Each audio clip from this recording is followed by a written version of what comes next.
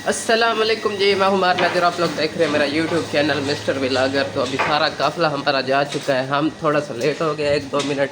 सारा काफ़िला देखें, आगे कोई भी नहीं है, पीछे बस मैं और जावेद भैया। आज आपने मेरे साथ जुड़े रहना है क्योंकि आज हम जा रहे हैं नजफ़ अतराफ़ की ज़ियारत के लिए, और इंशाअल्लाह जहाँ जहाँ मैं आपको जाऊँगा सारी ज़ियारत कराऊँगा। और आज मैं आपको वो कब्रिस्तान भी दिखाऊँगा, आज वादी सलाम, जहाँ पर 70,000 अम्बिया की कब्रें हैं पड़ी। 70,000 अम्बिया का मज़ार है पड़ा वहाँ पर, अब भी मौजूद है। कुछ इंशाल्लाह मैं आपको दिखाऊंगा क्योंकि 70,000 है, सब तो आपको नहीं दिखा सकता, लेकिन जो मेरे सामने आएंगे इंशाल्लाह मैं आपको ज़रूर दिखाऊंगा। ये देखें जी, ये माशाल्लाह से बिल्कुल सामने मौला अली अलैहिस्सलाम का रोज़ा है हमारे सामने, बिल्कुल होटल के बिल्कुल साथ साथ ही है।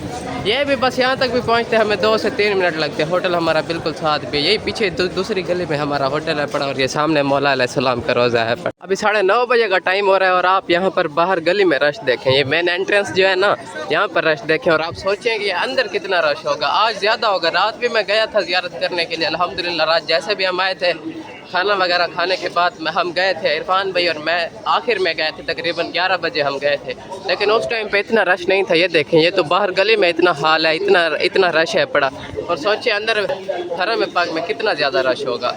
यहाँ पर देखें, मैं हरम पाक में एंटर हुआ हूँ तो सामने ये देखें, ये बड़ी स्क्रीन्स लगी हुई हैं जहाँ पर ना ये लाइव वीडियो भी चलती रहती है मौला के हरम की।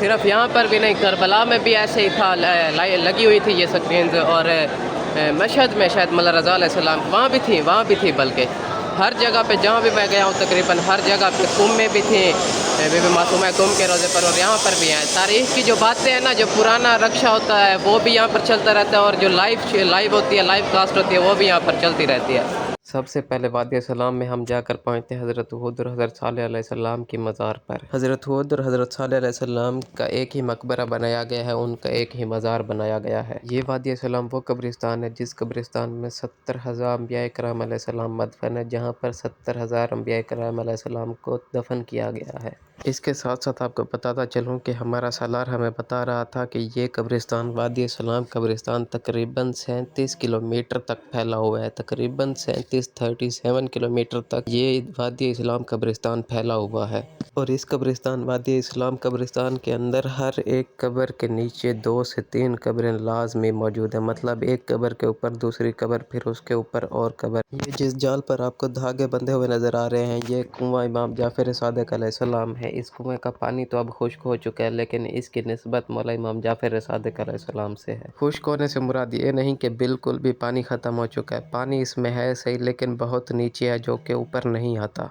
ये वो जगह है जहाँ पर इमाम जाफ़र सादिक अलैहिस्सलाम आकर इबादत किया करते थे। जब भी मौला इमाम जाफ़र सादिक अलैहिस्सलाम नजफ़ तशरीफ़ लाते तो यहीं पर क़याम करते थे और यहीं पर इबादत किया करते थे। ये मज़ार मौला अली अलैहिस्सलाम के सहाबी सफ़ा यमानी की है। ये है मौला अली अलैहिस्सलाम का कुआं, जो कि सफ़ा यमानी के मज़ार के बिल्कुल करीब है। ये वो जगह है, वो मकाम है जहाँ पर मौला अली अलैहिस्सलाम बैठकर मिंबर पर बैठकर खुतबा दिया करते थे। इस मस्जिद में एक म्यूज़ियम अजायब घर भी मौजूद है, जहाँ पर मौला अली अलैहिस्सलाम का जंगी और घरेलू साजो सामान मौजूद है। ये सारा वो घरेलू सामान है जो कि उस दौर में मौला अली अलैहिस्सलाम के घर में इस्तेमाल किया जाता था, और उस दौर में यही चीज़ें इस्तेमाल की जाती थीं। अभी हम जा रहे हैं यहाँ पर नजफ़ के समंदर पर। मेरा तो मूड नहीं था जाने का, पीछे आ रहे हैं, अबू भी आ रहे हैं, ज़ुल्करनैन है और इरफान भाई, और हमारे अली शाह साहब भी हमारे साथ हैं। ये देखें, ये पीछे आ रहे हैं, पीछे ठहरे हैं, मैं आगे आ चुका हूँ। यहाँ पर ना ये नजफ़ के बिल्कुल साथ, मौला के रोज़े के बिल्कुल साथ यहीं पर समंदर है।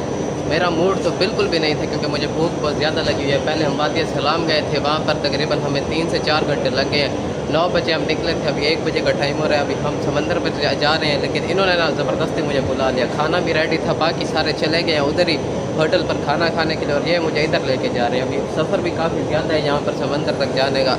भूख भी मुझे बहुत ज़्यादा लग रही है, और ना मुझे चक्कर भी आ रहे हैं हल्के हल्के से, क्योंकि सुबह नाश्ता नहीं किया था। इरफान पे तो सुबह ना चंगी नहीं की थी कुछ समय हमें कच्चे जो है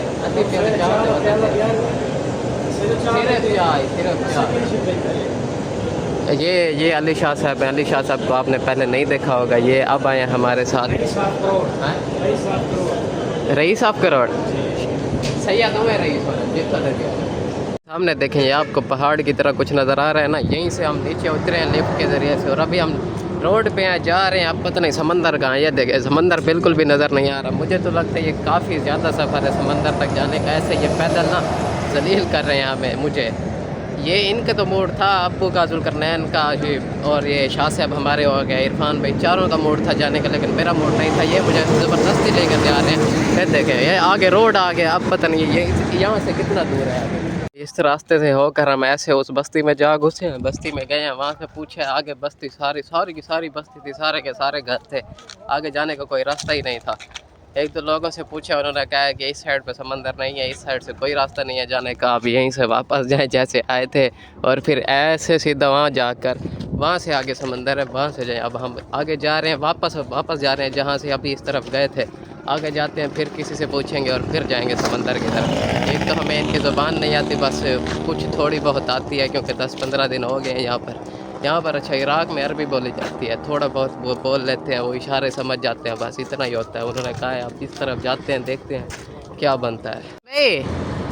اللہ پوچھے ہوئے غریب دے بال کو بکھا رولی ودے وے، اللہ پوچھے ہوئے تو آدھا رہ گیا نمی جلدہ زبردستی میں گین کے آئے ہوئے.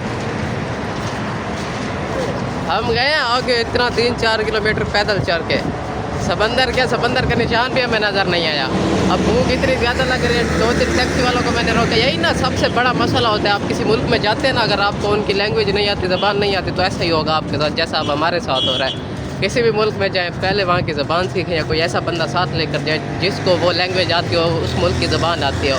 اب ہم واپس جا رہے ہیں اسی راستے سے، یہ دیکھیں وہیں واپس جا رہے ہیں، کیونکہ دوسرا راستہ تو ہم نے دیکھا ہوا نہیں ہے. یہاں پر 3-4 ٹیکسی والوں کو میں نے روکا ہے، ان کو میری سمجھ نہیں آتی تھی، وہ عربی بولتے ہیں. میں نے ان سے بولا ہے، سمجھانے کی کوشش کی ہے بہت، لیکن ان کو سمجھ ہی نہیں آتی تھی وہ کیا بولتے. اچھا پھر ابھی ہم جا رہے ہیں اپنے ہوٹل. بھوک بہت زیادہ لگی ہے، اب ہوٹل پر جا کر کھانا کھائیں گے، اور پھر انشاءاللہ اب کہہ رہے ہیں کہ انشاءاللہ پھر اگر ٹائم ہوا تو کھانا وغیرہ کھانے کے بعد، ابھی ٹائم ہو رہا ہے تقریباً 2 بجے کا، کھانا وغیرہ کھانے کے بعد انشاءاللہ 4 یا 5 بجے آئیں گے ٹیکسی پکڑ کر وہیں سے، اور پھر انشاءاللہ دیکھیں گے سمندر. میری ایک بات آج نوٹ کر لیں، آپ کسی بھی ملک میں جائیں کوئی ایسا بندہ ساتھ لے کر جائیں جس کو اس کی لینگویج آتی ہو اس ملک کی، ورنہ ایسے نہ جائیں. اگر جائیں بھی صحیح تو اپنے ہوٹل میں رہیں، اپنے سالار کے ساتھ رہیں، بس اکیلے کہیں نہ گھسیں. ایسا ہی ہوگا ورنہ آپ کے ساتھ جیسا ہمارے ساتھ ہو رہا ہے. تو آج کے لیے بس اتنا ہی، ملتے ہیں انشاءاللہ کسی اور ولاگ کے ساتھ. آپ بھی اب میرے اوپر ہنس رہے ہوں گے، تب تک کے لیے اللہ حافظ.